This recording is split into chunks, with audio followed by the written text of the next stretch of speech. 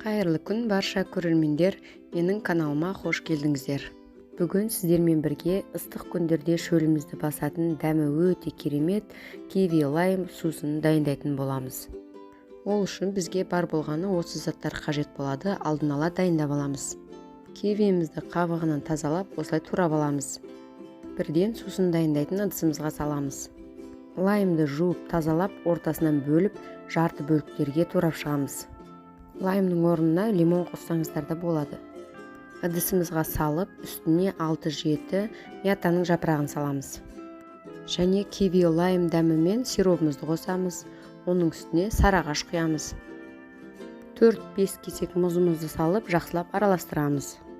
Сусынымыз дайын, стаканға құйып, ұсына берсеңіздер болады.